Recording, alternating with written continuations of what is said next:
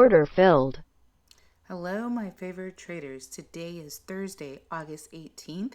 We are on day 4 of the Micro mini futures account challenge. This is our small account challenge where I show you how I trade a small account.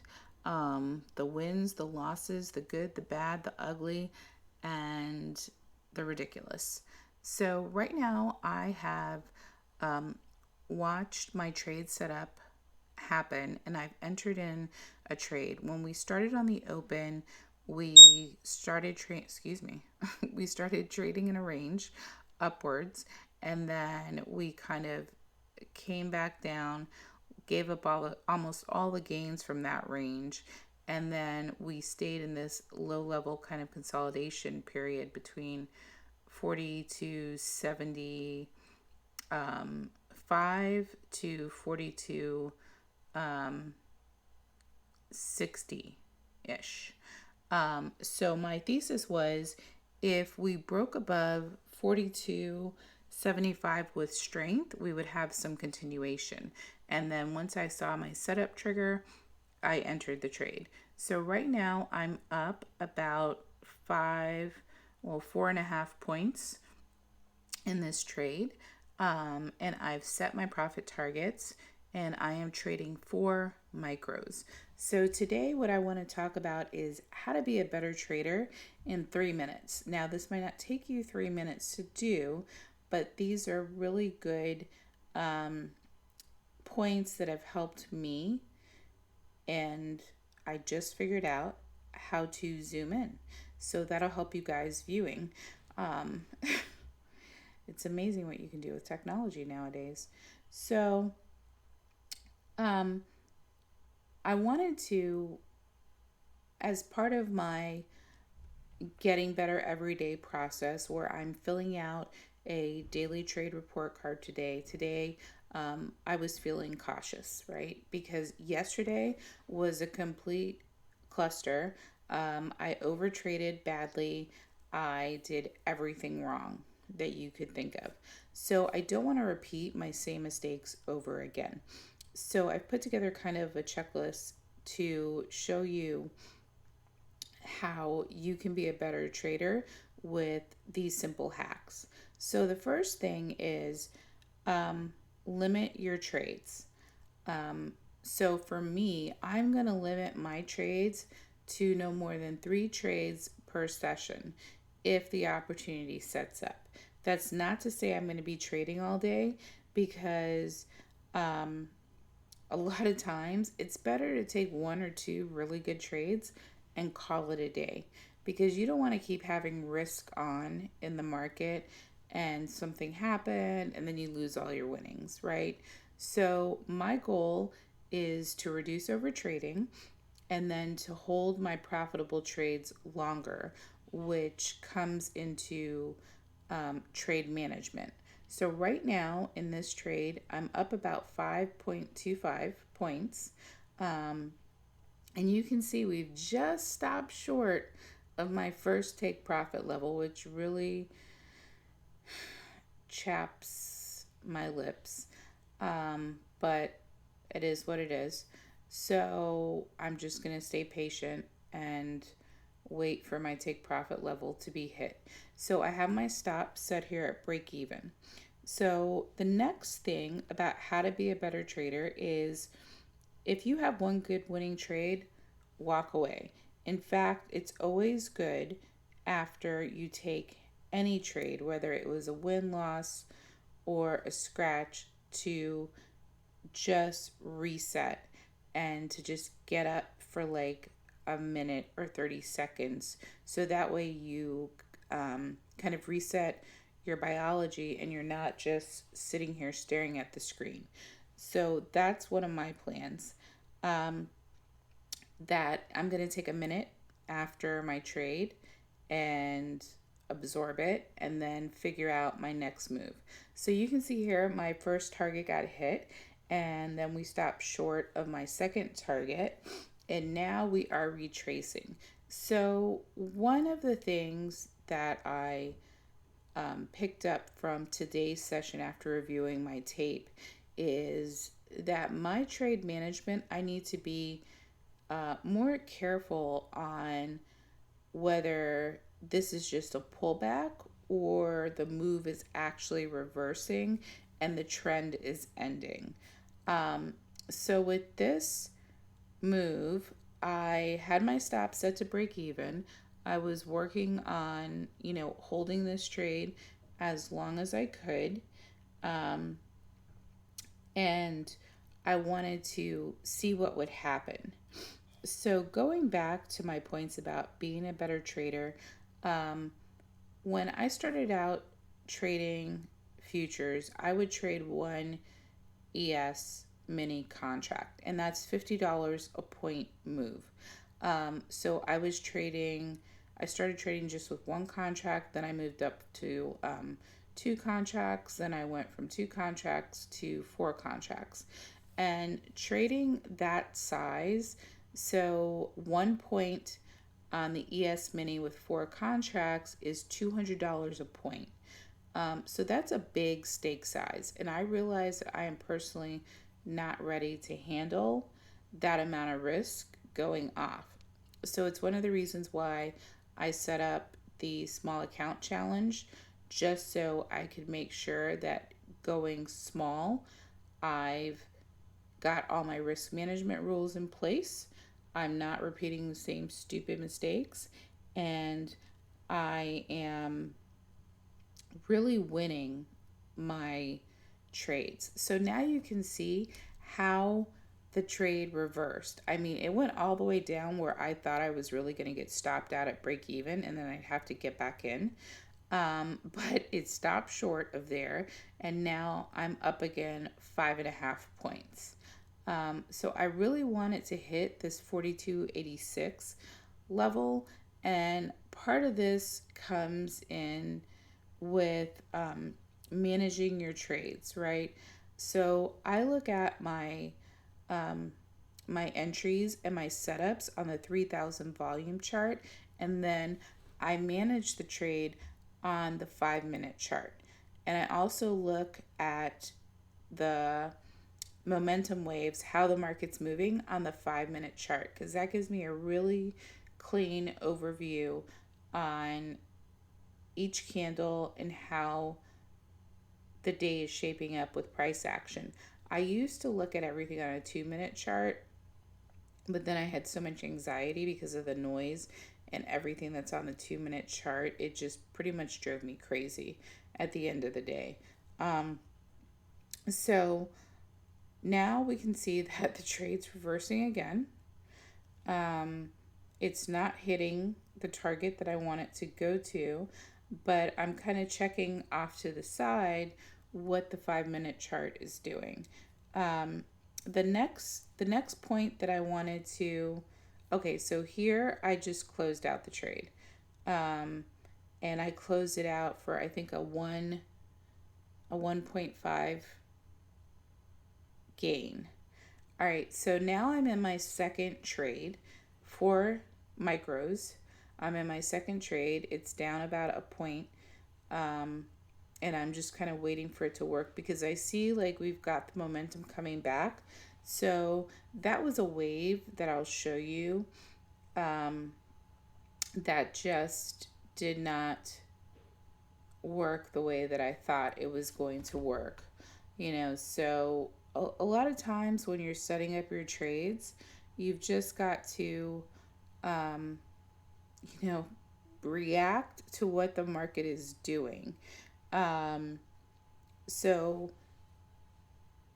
let's get back to how to be a better trader while I show you what my trades have done. So one of the things is trade smaller. So if you're comfortable trading one E-mini contract, that's fine. But if you're not consistent, I really encourage you to go down to trade at least 1 to 4 micros, because micros are not going to they're not going to get you rich, but they will help you become consistent so you can implement your good rules and practices instead of blowing up your account to the tunes of thousands of dollars, right? So the disaster I had yesterday on on the small account resulted in about a $435 loss. Had that been a regular account, that loss would have been disastrous, right? So, um, micros are great for when you're learning, and always trade smaller. If you think your position size is small, cut it in half and still trade smaller until you really know what you're doing. So the next thing is look at your P&L in terms of points. I do not look at the actual dollar amount of my P&L until I am done trading for the day. I only look at it in points like you see here. The next thing is hold on to a trade if it's working. Um, Next, create a max loss and make your max loss no more than the amount of one good winning trade. So let's say on the micros, like I'm averaging like probably like $150 a day trading the micros, then my max loss should be no more than $150 for that day. If I lose that, then I'm out for the day and I'll wait till tomorrow to start again. And that way, it's not going to take me 3 trades to get back to where I was. It might just take me 1 trade to get back to where I was. Um, like I did yesterday, it's now going to take me a couple days to get back to where I was because of that mistake. So that's why I'm saying make your max loss no more than the profits that you have on one good winning trade. So now you can see here I've hit my target and now I have one more target to hit. But I kind of get a little bit skittish and nervous because I'm not liking the way this candle is shaping up right here. Um, and it's kind of annoying me. Uh, so at this point, I'm trying to just chill. I'm trying to stay in my trade. I want to get my target hit. I'm up 10 points with this last contract, and I am really happy. And the thing that you have to like really get when you're learning how to trade is that the market never goes up in a straight line. It's going to go up, it's going to retrace or come back down, and then it's going to go up again. So right now I'm looking at the progress on this trade and I'm wondering, okay, should I close it out? That's why you see me kind of moving the mouse a little bit all over the place because I'm getting a little nervous here um, with the trade. So now I'm up 11 and a half points. It's going up. It's up 11 and a half points. I'm wondering, should I close it out? Should I get out? Should I wait? What should I do? And now I'm just kind of sitting in the trade. So, and the one thing with ES is I encourage you to go through and whatever time frame you're going to trade on, then you should also look at all of the candles on that time frame and count how many points a retracement goes if an uptrend is continuing, right? So like this retracement right here is about 4.5 points.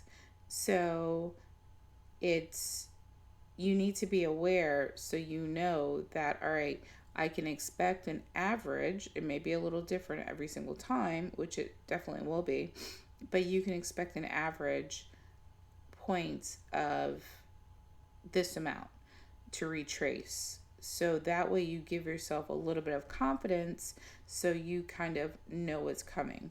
But now I am seeing this reverse like this and I just decide to close out this trade. So that's what I did. And the funny thing is, this later went up to I think 42.90. which, it is what it is. Every day, I'm just working on getting better every day. So I should have sat through that reversal and not closed it out, but hindsight's always 2020, right? So now I want to show you my next exercise that I like to do, and it's my hindsight exercise, and it helps me become a better trader. So here's the 5 minute ES chart, completely blank. And what I do every evening after the markets close is I divide it up into sessions. So I'm on Central Time. I have 8:30 to 10 a.m., 10 a.m. to 11 a.m., 11 a.m. to 1 p.m., and then 1 p.m. to 3 p.m. Central when the market closes. So I look at each session and I see like where could my really good trades have been. So I took two good trades right here in A session, and I'll go over those with you. And then in C session, I actually was on the phone with my brother-in-law, so I missed this awesome short opportunity here. Um, I was stalking this short, and I had an alarm set that if we got under this 4284 level, which I marked as a possible retest because we were kind of going up and then reversing at it. So I thought we'd probably go to it and then reverse and retest. We got a little bit higher up. So I was stocking this short, which would have been a beautiful, let's see, it would have been a beautiful, almost 20-point short. That would have been really nice. But that's kind of what I do, and I'll show you on my chart patterns layout where I just turn everything black and white. And what I do after the session closes is I mark up my actual trades that I've taken. So here you can see I've added what occurs in each session. And in the beginning, we have this crazy little consolidation, followed by a sharp move down to 42.64, which was the range that we pretty much traded in. We traded between 42.64 to about 42.95. So we went up, we came back down, and then as I saw this setup occurring, I was going to go long once we got above this candle, which I did. So this trade actually would have been a 2.4 return trade. I entered here at 42.73 and I got out at 42.79. So I missed my target by about, not that bad, like about 3 points, 42.82. So I'm not going to complain about that. That was a good, solid trade. All right, my next trade that let me back up for one quick second. So I didn't get out the full position there. I got out one contract there. The other three contracts that I had, I got out at that 42.74.50 level when I realized this is not a pullback, this is an actual reversal. So you can see the trends reversing here. And I don't know why I didn't catch that sooner, but it's sometimes, when you're in the trade, it's like trying to grasp sand. It's just sometimes it's a little hard to watch everything and manage your trade properly. The next thing is I got into the second trade right here at 10:09, and this was a good solid trade. It was a 2.69 risk to reward. My stop was set under this level here. And the trade pretty much immediately started working out in my favor. The only thing is was not able to sit through the retracements, and I'll show you why. So if you see this right here, this 42.82 level, and you look at this candle right here, this shooting star candle, this candle spooked me, and that caused me to close out my trade a little early. But then we see, had I held it, so I closed out at 1024, and I also closed out at 1027. So I closed the rest of the contracts like between 3 minutes of each other. Had I held for another 20 minutes, it would have gone to my 42.89 level that I originally wanted to take profit at. But you could see with these top wicks, this is reason enough to get spooked out of your trade if you don't have nerves of steel to hold it. So it's something that I'm going to work on. And then the next trade that I wanted to take was this short that I was stocking at the 42.84 level, where it broke down. And this trade, I'll show you, this short would have been an awesome short right there. It would have been almost a 4-to-1, 3.81. So that was a short that I was stocking. I didn't take it. And then for the rest of the day, I really was not interested in doing anything or doing any other trading because I just wanted to book my win. So this hindsight exercise to me is like one of the best exercises that you could do to become a better trader, where you divide the day into sessions and look at the trades that you actually took, and then 2, map out trade opportunities that would have been great trades for you to take. So this way you're always getting better at learning and becoming a more profitable trader. So I hope this helped, and if you enjoyed this, please like and subscribe to my channel. Thanks for watching.